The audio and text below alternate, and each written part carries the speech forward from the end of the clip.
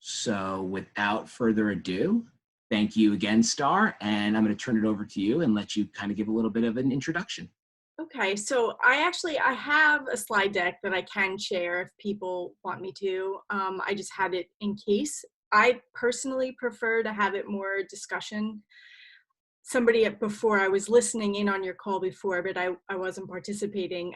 I don't really love the sound of my voice either, so it's always better to kind of have other folks interacting with me. That's when you're going to get the best of me, instead of me just staring at this computer talking at all of you. So my journey with assessment sort of began at the very beginning. I wasn't very good at it. I would say that the first 5 to 6 years of my career, I did everything basically the way I was taught, and much to the detriment of the kids that I was teaching. And I think that it took a really long time for me to get the fact that I wasn't reaching them as well as I could, but I didn't really have any other tools. I wasn't reading the right people yet. I wasn't really out there enough to get an idea of what I thought would be better. And then when my son started grade school and they were using standards-based grading in my home district in the elementary school, I started getting increasingly more frustrated with my 11th and 12th grade English classes that I had to give one grade to on a report card that didn't necessarily communicate the depth and breadth of knowledge that my students had. And when I could share that, there wasn't a culture around feedback or really deep understanding of learning against standards. So that was something that I started to shift when I started to think about changing the way I did assessment, even in my AP classroom. And it started with my journalism kids, because that was the space that was already completely student-centered. They were running a newsroom, and I was really just there to make sure they didn't do anything libelous or illegal, and just teaching them, how to be responsible journalists and teaching them how to work with their reporter teams. I would do mini lessons, I would work with editors, but really I was in that space to support the student leaders in the room and help them put out a great, multimedia online platform that they were sharing information on. And the more engaged I saw them being, I was like, why can't I do this in my AP class? Why can't I do this in my regular ELA classes? And then I just did. I got rid of tests. I started making projects. I started getting students involved in developing the curriculum with me. So if I had objectives and standards they needed to be addressing, instead of just telling them what they were going to do, I would tell them, okay, these are the learning objectives that we have to accomplish by the end of this 2-week period. What do you think we should be doing to make sure we do that? And the more I opened it up to the kids, the better the assignments turned out, the more invested they were in doing them. And the more I learned, not only as a teacher, but as a person listening to their excellent ideas about things. But it took a really long time to get comfortable giving up that much control and understanding that, the kids offered stuff that, if I was going to be the one that controlled what books we were reading and the pacing of it and what kind of discussions we were going to be having, it was going to limit how deeply we could go into things. And I think it was Art, Greg, in our curriculum class, who had us read that book about, who owns the curriculum in a space and what the political aspects of all of those things are. And I know in the pre-survey I sent out, somebody whom I don't think is here mentioned that equity is an issue when it comes to assessment. And I really believe that. And sometimes when we don't have all the voices included in our choices, we are very much hampering the learning experience, the learners that we have in our spaces, all of them. And it takes away the dignity of those kids who have a lot to offer, but may not have a lot to offer when we pigeonhole the curriculum in a particular way. So I'm kind of hoping that our conversation today thinks about ways that we could really engage learners in a multimodal approach, even at a distance, ways that we could get kids thinking about their own learning with reflection, and how, in a best case scenario, maybe start using some kind of portfolio assessment at a distance, which could, I think, be the answer to, we can't really monitor kids taking tests right now. So why not give them opportunities to do different kinds of projects and then have them reflect on those projects and share them, even share those successes as a group. So what are you guys thinking so far? Aside I, from, I have a good question if you don't mind. right. And you just kind of, it just kind of sparked. So you talked a lot about shifting and how you shifted from your own mindset from one way to another. This does present some pretty unique opportunities for people to kind of throw out what they've been doing for a long time and start over. It's a natural break. Can you talk at all about how you shifted the mindset with your own students? And then maybe we as a group can kind of explore how from a distance we could try to support students in shifting that mindset, because I think that that's going to be a powerful or an important step in this process. Okay, so that's a great question. And I'm going to tell you right now, for the person who was talking about special needs kids earlier, kids with special needs are totally love the idea of not being labeled, having their learning labeled. And hacking assessment really advocates for getting rid of grades as a means to communicate learning. The whole concept is that we talk to kids about mastery, about specific skills and content we want them to be able to speak to, what they know and can do. And I think for too long, the whole system around grading really does label our kids. It puts in a hierarchy of who's smart and who's not, and all of those things that are attached to that. And so being a teacher of AP English, 12th grade, when you are working with kids who largely define themselves by their grades, they were not thrilled at first about me not giving them grades. As a matter of fact, they really didn't get it at first.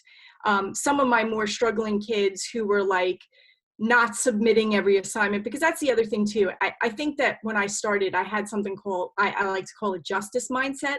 This idea that because one kid does something one way, every kid should be expected to do it that way. And it's not fair to those kids who turned it in early, or if I have different rules for different kids at different times.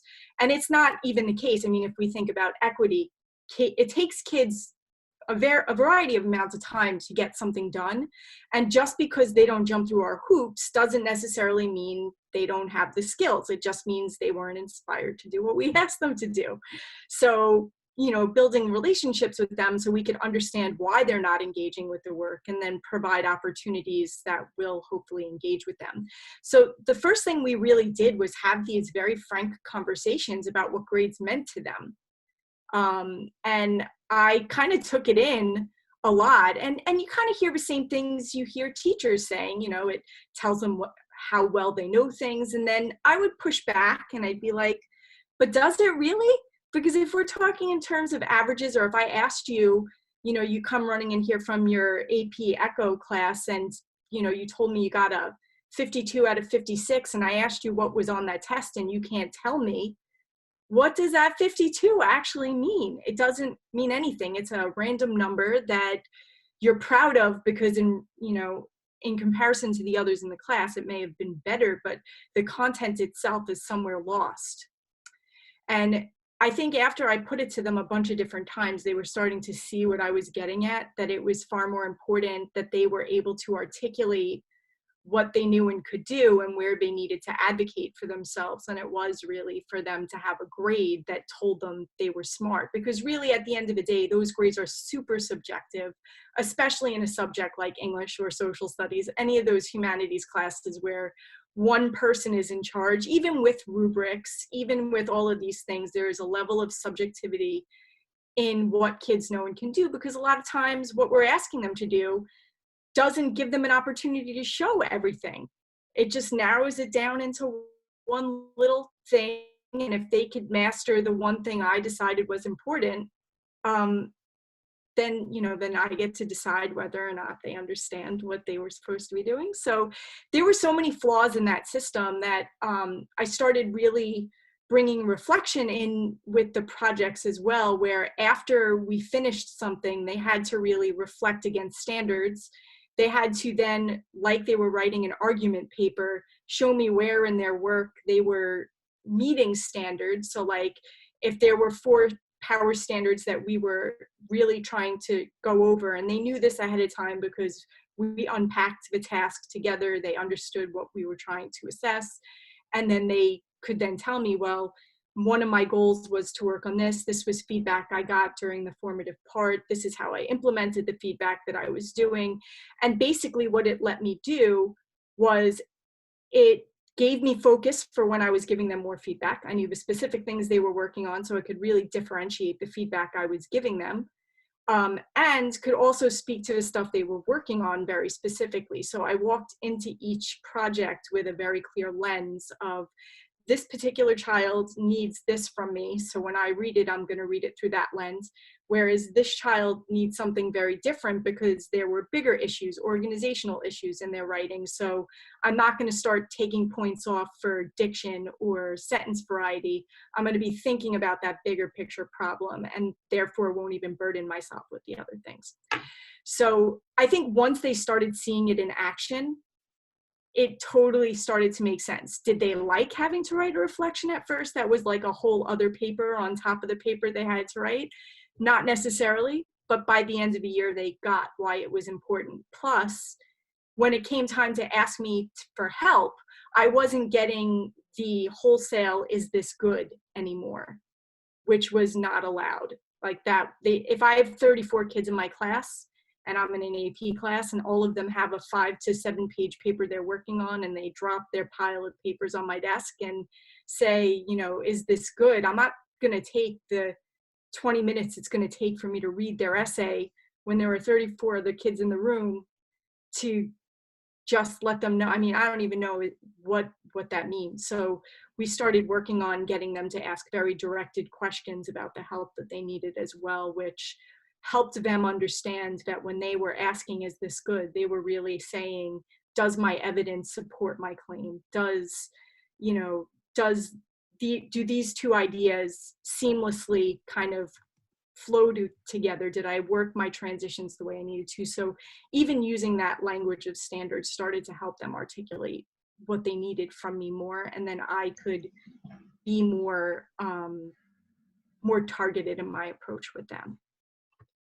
Thank you, Starr. I mean, and I think that does speak to equity, which is certainly a question, and that idea of, you know, viewing students as individuals, and looking for the supports that individual students will need. And, you know, again, John had mentioned that before, and whether we're talking about access to technology at this point in time, or we're talking about access to special education services, or related school services, it's going to add another layer to that. But I appreciate that, and thank you for that answer. It sounds like it's a deliberate approach, but it's also an approach that works on basic human psychology, by kind of asking students to trust you a little bit. So there's definitely that relational component there as well. But, you know, the proof ultimately is in the pudding, when students go through the experience, and that's how they see the value, by actually going through it. So Fred, you had your hand up, so I want to turn it over to you. Unmute. Hey, Starr, how are you? Good. You're so, could you Your volume's a little low, Fred.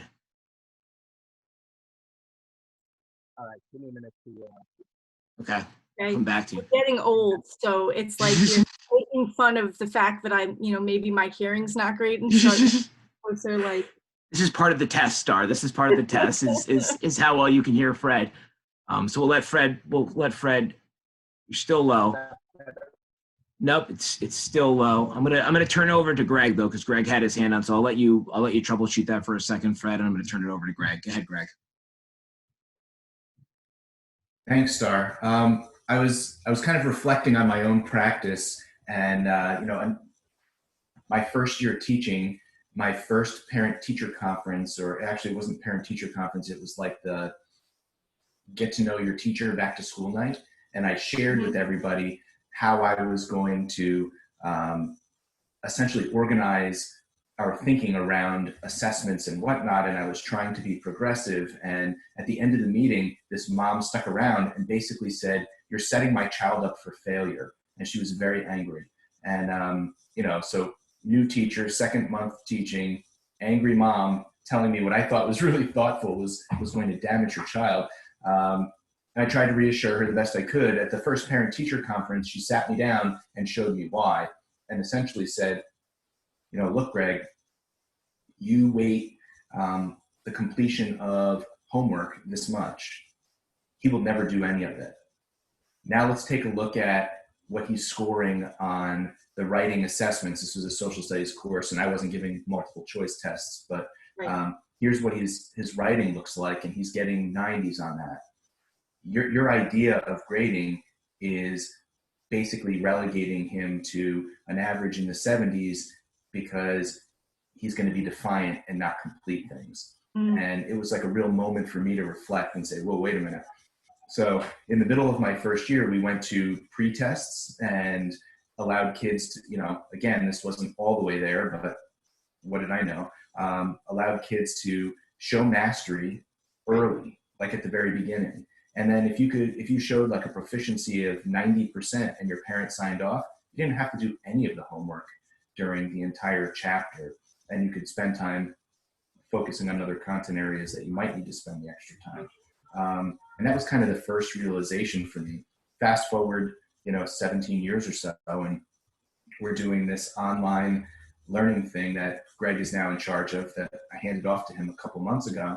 And when you're doing a blended platform, and what teachers are facing now with students is the fact that, you have to do standards-based assessing.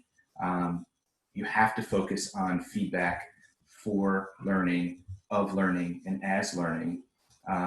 Because otherwise, if you give a student a worksheet in a digital atmosphere like this, the lament right now is we can't grade this because they could look it up on Google or somebody else could do it. And my challenge is that maybe we could rethink why we were doing some of those practices if we were in the first place. So I think there's an intermediate ground that everyone's going to land on their way closer to that. And I agree with you that feedback is going to be the entry point for many, especially as we're doing this from a distance. Yeah, I mean, granted, when I was in New York City public schools when I was teaching, and obviously grades were required for report cards and progress reports, which is why I like to joke that my superpower is finding loopholes to exploit and, to kind of help my students get what they need. And I was able to create a relationship with the people who were designing Scheduler, which was the online platform we were using at the time, Pupil Path, and then they turned into Scheduler, and I'm not sure what they are now, IO Education or something. And I developed a relationship with the owner of that company. I started talking to their software developers. I told them that what they gave me access to didn't do what I needed it to do. And they were very accommodating. I don't necessarily advocate that all teachers should go around their administration and start trying to find alternative ways to do what they needed to do. I was a tenured teacher, a well-respected one with national board certification. Like, I didn't have the same challenges that maybe some newer folks have in terms of breaking rules or doing things differently, and the worry of what happens when you do those kinds of things. But the results I was getting in my classroom, nobody could argue with them after a while. So it was sort of like, we could kind of go after this person for doing something that isn't exactly what we're saying we expect, but the kids are getting what they need. They're leaving high school ready for college. And, consistently, what you were just explaining about that student who didn't do the homework, it's largely those kids that were the ones that forced me to rethink it, because our most intelligent kids, 85% of the time, are the ones who refuse and be defiant about following the rules. And it's not because they can't do the work, it's because they won't. So building the relationships with them, like I had a student in my class, Peter, and I heard stories about Peter forever and a day. And by the time Peter made it to my class in 12th grade, I was so shocked at how bright Peter was, regardless of everybody telling me he was going to be, he's not going to work to his potential. He had something to read with him all the time. It may not have been what we were reading in class, but it was college level material. He was really interested in psychology. Why, as an AP teacher, would I tell him not to read?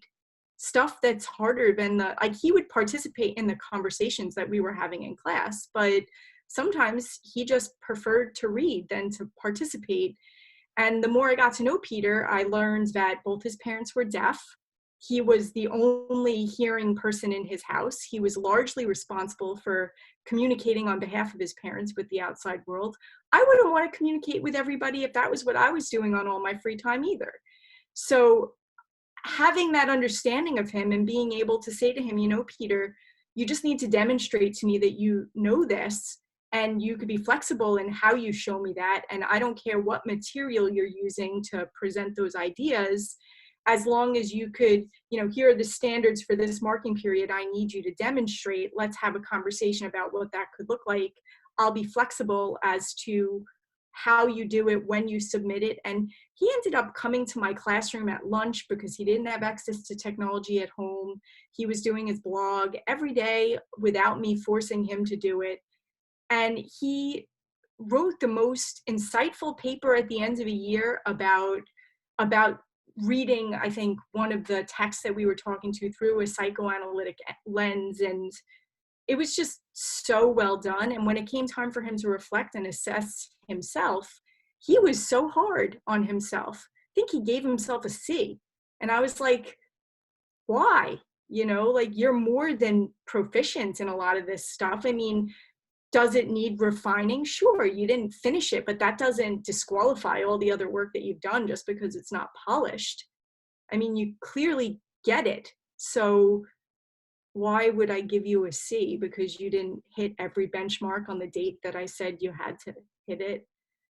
So, I mean, the more you have and hear stories like that, and I'm sure everyone who's listening right now has had that student in their class, a brilliant kid who just refuses to do anything for whatever reason. And it's not that they're not listening, because if you have a conversation with them outside of class, they're taking it in, they're just not sharing it necessarily. So, I mean, that relationship stuff that we were talking about before is so important in having that dignity in our spaces for all kids. And assessment is definitely a huge space we can grow in that way, to show kids that we do care about them and that learning is about them. It's not about efficiency for us, which is unfortunately how the system sets it up right now. Thank you for sharing that, Starr. And I think that that's a great example. And again, with that lens of equity, and you know, I always think of that movie Up in the Air with George Clooney, and he used to do he did the Tony Robbins infomercials, but he talked about the invisible backpack.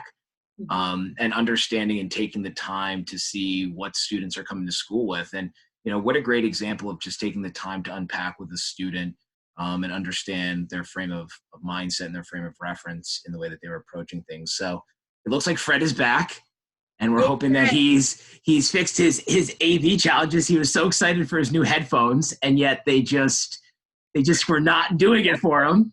You know, he was so excited, and then we're like, we can't hear you. So Fred, I'm going to turn it over to you. Go ahead. And we can't hear anything at all. But here's the deal, Fred. We're gonna tailor this to your learning needs. So if you wouldn't mind posing your thought or question in the group chat, and then we'll turn it back over to Starr, and she can answer it. My pleasure to do that. Starr, while he's typing that, with again the idea that special education students are going to see particular challenges at this time, I'd be curious to hear from you your experiences in offering diverse assessments or assessment choice.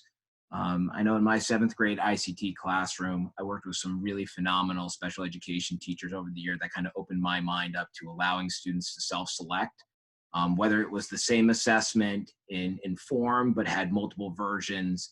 That allowed learners to say, this is where I think I am, this is where, you know, my goal is, where I'm approaching.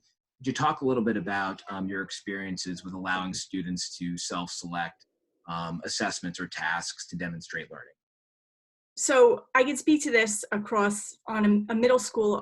When I was the leader in my last district for the humanities department, I had an amazing 8th grade social studies teacher who had basically rewritten her entire curriculum thematically to kind of align so that kids could be developing their own projects. And instead of just thinking about history chronologically, she started letting them dig into history around these bigger ideas and concepts and how they kind of circulated, you know, the circularness of them throughout history. So what she did was she would have like a bingo board where, like a choice board where they could decide not only the content that they were going to be doing their studies on, but they could choose a podcast or a stump speech or making a video or writing a paper or doing something with a group. And she had all of these different things. But the hitch was they had to choose a different one for every unit so that they couldn't just keep doing the same kind of project over and over and over again. All of the products required the same amount of supervision. They required a lot of those same things that, you know, doing something more traditional might have, but the kids had the choice to decide what it looked like. In my AP classroom, like the work we did in class was always group projects. They had a lot of flexibility in what and how they specifically presented the learning. And then I never assessed, like I didn't give grades on group projects. That was the formative round. They got a lot of feedback. They got skills they were practicing. They were really working together to establish not just their content knowledge and their skills, but also their collaboration skills, their other social emotional group kind of challenges, working through things and problem solving. And then they would have to do a secondary independent assignment that they had to, you know, demonstrate the learning they learned as a group inside, so that when I did do the assessment and I was looking at their level of learning, I knew it was their work, first of all, and I was able to get a much better view of what I knew. I've done everything from Tableau installations where kids were exploring theme through body movement. We've done things where they were reenacting plays, making movies, developing satires, just all kinds of really fun ways that they could engage with text that they probably wouldn't have chosen on their own necessarily. And I think the more choice we give kids in the products that they're completing, it's twofold. It's better investment on their side, but it's also more interesting on ours. Again, going back to those early years, there's nothing worse than reading 150 of the same badly written paper. When you have one topic and there's only one right way to answer it, and you're looking for something very specific, and it's just slight gradations of stylistic things that could make a paper better or not. And I remember very, very, very clearly, like the first few papers got the most of my attention. And then by the time I was getting to the bottom of the pile, I would either be really hard or really easy, depending on how the rest of the pile was. And there was no equity in what I was doing there either, because those kids who if I alphabetized everything, who were at the end of the alphabet, were always getting the worst of me. They weren't getting the best feedback. They were probably getting my frustration. They were getting a whole bunch of things that no kid should have to deal with in terms of what they get from their teachers. So does that answer your question in terms of? Yes, absolutely. I mean, absolutely. That's what I was looking for. Just kind of that thought process. And I do think that you really hit on something as well when you talked about kind of that menu option. I think that's something for all of us to keep in mind. Is every child's household at this point in time, for a variety of reasons, looks really different. And so giving options and giving choices, and especially if we're going to require things that have material components to it, allowing students to feel safe, that their space is okay, and give them enough choice where they can, you know, if it's, you know, almost scavenger hunt for things. I think that there's even value in that, right? Being creative here. This is a great opportunity to allow for creativity and to reward creativity and to value that. So Fred posted his question, and he just wants to reassure us at first that, oh, and here he comes back. He is going to get his headphones to work. He's just wanted to reassure all of us that he's going to get them to work. He said that he's thinking long-term, and this is the question he asked for you, Starr. how do we look at our situation as an opportunity to push for more authentic and student-focused assessment, which I think you just kind of hit a little bit on.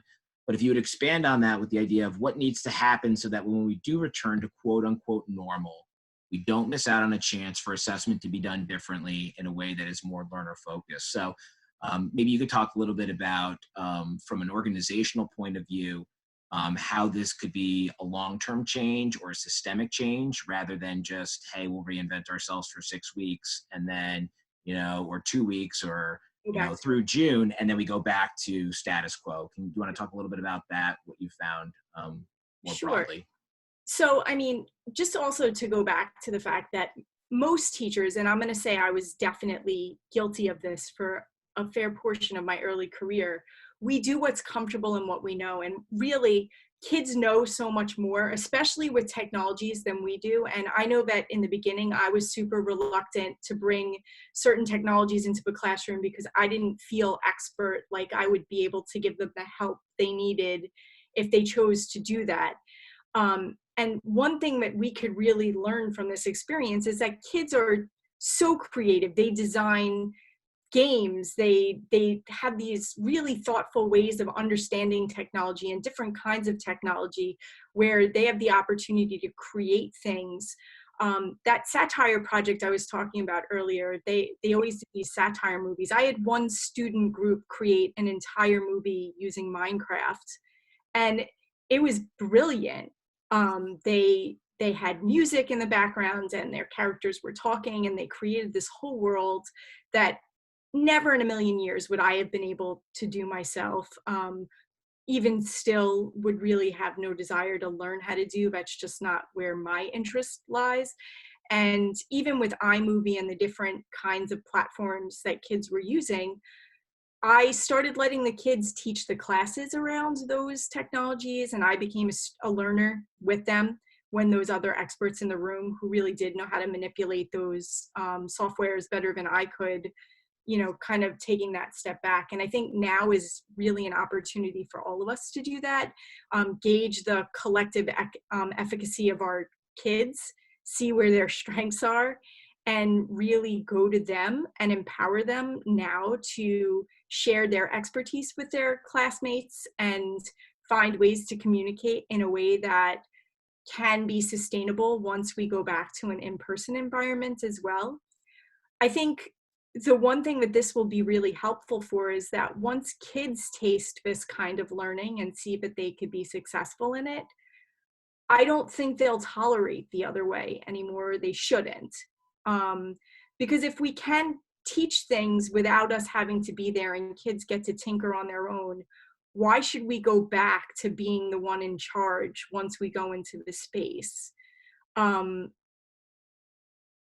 I'm hoping that this experience gives every teacher the opportunity to see how capable kids are and that control can be trusted to kids. And I think that that student-centered environment, making sure all kids get what they need, just making sure that we are listening to them when they tell us what they need. I think too often we ask them to tell us, they tell us, and we ignore them, and we go back to what we were doing before because that was the lesson plan you made 6 years ago. And that's just the way you did the unit for however long you've been doing it. And this is always the assessment that ends this unit. And I think that that's just such a scary way to conduct business as educators. If we're promoting lifelong learning, we really need to make sure that our classes look different every single day than the year that came before. You're going to have kids who have siblings who have taken your class, especially on the secondary level. You're going to have siblings who have taken your class who will just pass off their work to their siblings, and the students just won't get anything out of it. So this is a great opportunity to just rethink what we're doing already and really kind of find kids, they're using Google Classroom, survey them, ask them what they want to be learning about. If we could find current events that also connects to our curriculum so that it's relevant to what's happening in the world to belie whatever fears might be happening as well. Knowledge is power. So I think the more they actually know, the more facts they have, the less fearful they might be about this uncertainty. And if we could connect social studies or science or English to the things that are happening in the world right now, we might be able to develop something really interesting that could live on well beyond this particular situation. Fred, does that answer your learner focus question? We lost Fred, but Fred. we lost Fred. Poor Fred. I just imagine him in his home office taking apart the headphones and attempting to salvage them. That sounds like a good engineering project. I mean, it does. Listen, again, talking about finding what's around you and making a life lesson out of that, I think that would be a great example.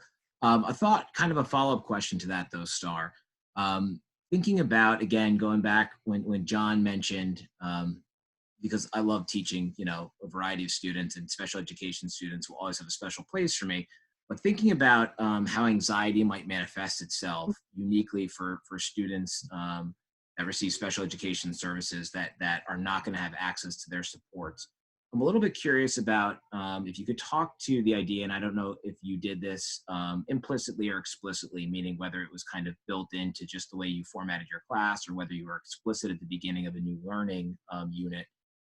In terms of offering the students assessment choice, would you tell students at the beginning of a unit, for example, what ultimately their learning assessments or tasks might be so that they could kind of think through that modality as they engaged in it?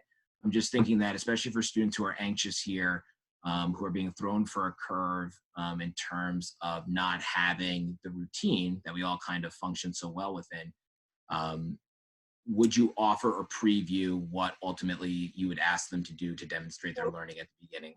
To be honest with you, Greg, I was never a gotcha surprise kind of teacher. I believe when kids have the success criteria and the knowledge of what's coming up in the front, they know what to shoot for. And I don't think that that's cheating in any way. I think if anything, if we want to be successful, we need to know what success looks like. So at the beginning of each unit, and this was the basic structure, and the units as an English teacher were largely based around a text or a genre or however we were doing that. And we would start each new project by unpacking the project together, having them annotate the project, us co-constructing success criteria. What does this look like? How can it look? What are the variety of ways we can show what this looks like? What will class each day look like? Because once we unpacked it and they got started, class kind of looked like a free-for-all. Like if you walked by my classroom, it was chaotic, like complete chaos. Some kids were working at tables, some were in the hallway, some were sitting on the floor in the classroom, some were drawing on posters, some were using laptops. I was lucky enough to have my own laptop cart in the room because of the journalism classes that I taught. So I had Chromebooks all the time that the kids had access to if they wanted to use that. Even if one or two students wanted to use it, I allowed them to use their cell phones, whatever they needed to be successful. Once they understood what success looked like, they usually had a certain period of time. And then once they broke up into their groups, what would happen is at the beginning of each class period, I might give a specific reminder of things that they could or should be working on that day. I had it written on the board. I had also emailed them prior to, so they had it in a lot of different locations, so I wouldn't need to repeat myself 6 times. They had it in writing. They heard me say it. They also saw it on the board. And that first day I would do a first pass. I'd have my clipboard out. I'd talk to each group, kind of get a sense of what was going on. And in those early days, if I noticed kids were struggling, and it could have been a teacher clarity issue, for example, that maybe I wasn't clear enough, I would stop the class, kind of reconvene everybody, clarify what the misconception was, let them have a round of questions again, and then let them, in their own words, kind of share what they believed they were supposed to be doing. If I had heard 1 or 2 groups that were doing, you know, a really good job in a way I didn't think, I would ask that group to share out on, you know, how they were interpreting what was going on and how it could look for them. And sometimes I'd even pluck one of the students from that particular group and have them visit the other groups to sort of make sure that clarity was there. And they usually had about a week in class to complete whatever they needed to complete. There was always a presentational piece to hit that, you know, speaking and listening standard. And then we also used Google Forms an awful lot to provide feedback to each other and to also make those presentations a rich part of the actual learning. So it wasn't just reporting out on what they had learned necessarily. It was also an opportunity for the students to enrich their own understanding of the content because everybody was seeing things from a different perspective. So the Google Forms, I would then take all of the information and share it with the groups once the kids had gone through it. So to answer your question, yes, there were structures in place. Success criteria was always visible in the room. The rubric and the standards we were working on were always deconstructed at the front.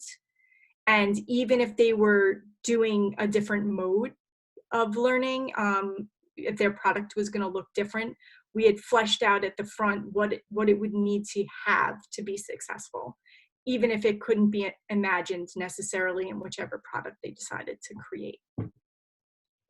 Terrific. Thank you so much, Starr. And just a couple things. Elizabeth did have to jump off. She had to get on another call, which is kind of the beauty of this, that people can kind of come and go.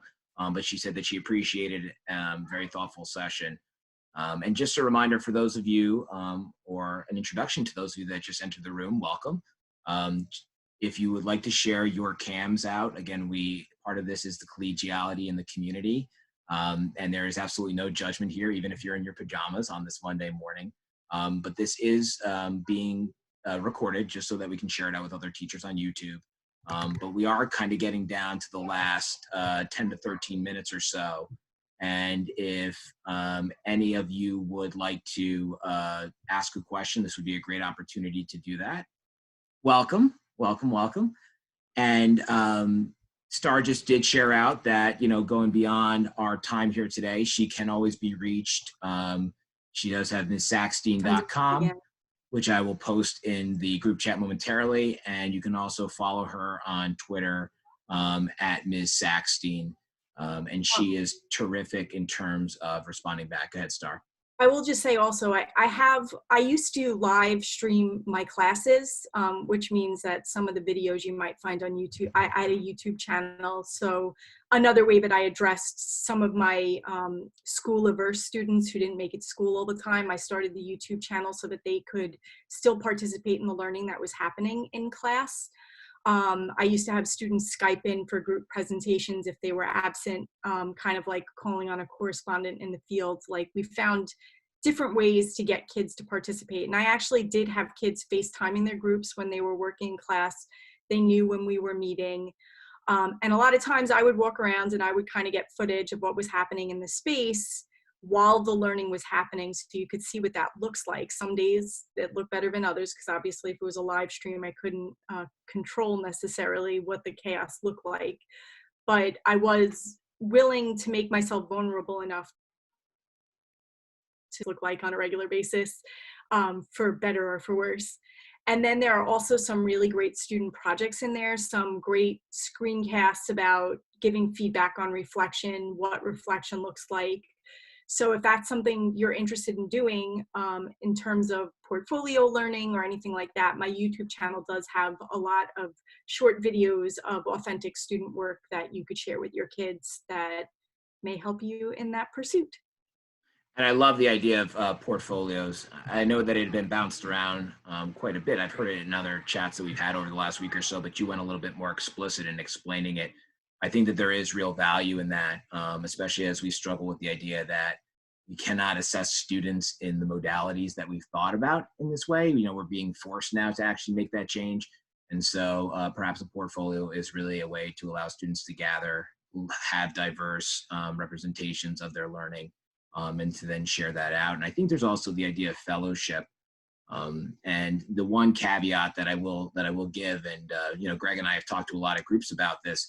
New York State, in some ways, is restricting us, right? So technology is this great new platform. It's going to allow all these different ways to express ourselves, but just make sure that you're operating within whatever technology your district's approved.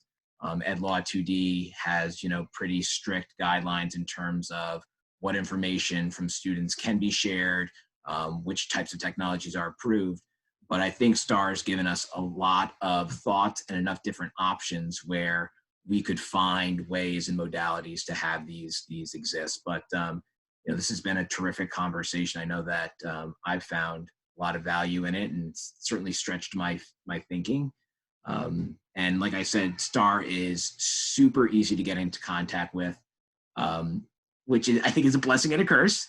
But in terms of somebody who's willing to just talk shop with educators and really share her expertise. Well, I'm truly like, assessment is a passion of mine. A little nerdy. I could probably talk about it all day long. I'm sure a lot of other people would rather not, but I think it's so exciting that there are so many things we can be doing that even have yet to be explored, that going back with that portfolio idea for teachers or for students, it gives us a chance to really explore what we value, and giving kids, it's another way to provide an opportunity for kids to have voice and sharing what they value in their learning and what they think is the best work that they've done and the best improvement that they've been able to see themselves. And when we have them gathering work all year long, there is nothing more physically, like, success is so much more palpable when you could look at something you created at the beginning of the year, something you created at the middle of the year, and then something you created at the end of the year. And you could see, like, even on a first pass, the growth that you've experienced from beginning to end. And that goes for teachers too. Like, when we try new things, the first time we try them, the second time we try them, the third time we try them, and then what it looks like when we become masterful at something new that we try and share with them, and we're transparent with them about that formative experience, and that their feedback to us is as important as our feedback to them, since we are about them. So we need to make sure that that dialogue stays open as well. And, now that this is my work, I love working with teacher teams. It's different than working with kids for sure, but I love helping teachers feel awesome about the stuff they're doing with kids. So reach out. I'm happy to help. Right. And I think sometimes teachers, the trap we fall into is we're not the best students sometimes. But I really appreciate your approach to this and you approaching it, because again, you're an expert in this, but extremely humble. And I think you put all of our participants at ease. So a couple things that I did share in the chat. If you don't have the chat open on the side, you can simply click manage. You can click participant, or you can click the chat button at the bottom. I did share out Starr's information, both her Twitter and her website. I shared out the schedule for today and the remainder of the week. And then also, even for those of you who have kind of, sat back and were listening, we'd really appreciate it if you'd fill out the feedback form. Because again, we as an organization and as a larger region, and with terrific people like Starr willing to jump in, we want to really tailor this learning to you. And so if you could just take a second and fill out that form about maybe what your wonderings are, or areas you think that you need support in these unique times. For today, if you do click on the schedule for the remainder of today, a couple of great offerings coming up. We do have at 10 o'clock, Jen Wilson, who is Dr. Jennifer Wilson, who's our in-house PNW BOCES tech guru, is going to be leading a session for half an hour, as she's going to be doing every day this week. And today's is on using online meeting software. So she'll cover Zoom, she'll talk about Blackboard, she's going to kind of hit the broad scope of different online software that is available for you to meet with students. And then at 11 o'clock, Fred Endy is going to do Leading Without Loneliness, Relational Leadership as a Guidepost. Again, with the idea being that we find ourselves in very unique circumstances, and ways that you can be a leader both for colleagues, but also for your classes, because students are going to be looking for our leadership. They're going to be looking for connections with adults, and we are familiar and friendly faces to our students. And in many cases, they need us now more than ever. So Just some great offerings today, and then we do have a full slate for the remainder of the week. But I would just want to thank Starr one more time, again, for giving your time. We greatly appreciate it. And are there any last questions before we go? All right. Well, again, thank you all for joining us. Greg, go ahead, jump in, Greg. I just wanted to say, Starr, thank you for taking a risk with us today, sharing your expertise. We don't really know what the future brings as far as timelines for getting back to school. And, I would love to continue the conversation, especially as some of our meetings get rolling. So thank you. I would love, if people wanted to do a breakout on more granular things with building assessments or something like that, where it was a more collaborative sort of, I have this unit that I want to rethink and brainstorm what that could look like, I would be totally open to doing that. Awesome.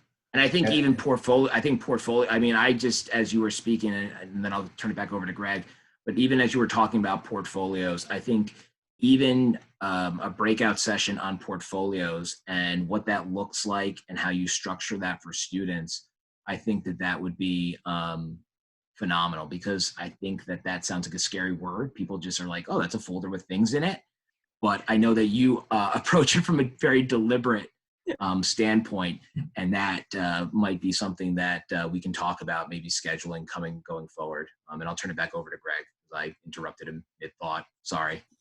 No, it's all good. I'm not sure I had much more anyway. So, I could see right now, turning theory into practice is always not always, is the most important step, right? That's where you stress test the theory when it hits the ground. So especially when we are entertaining conversations about grading, when you're not in front of your students and what that means and what that could look like, I think a sample of like a performance task followed by, here's the feedback, that the teacher provided, here's the student's response to the feedback in alignment with the standard, and then kind of being able to track that instead of a number grade.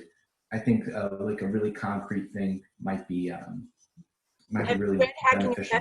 Because that's basically what people through that, having to track their own feedback, and then how that impacts instructional choices based on the things that we learn from what we get from their work. So. Yeah, well, thank you again for sharing your expertise. You're welcome. Have a great day, everybody. Yes. Everybody have a great day and a great week. Thank you. You too. Bye. Thank you. Bye-bye. Bye-bye. Bye.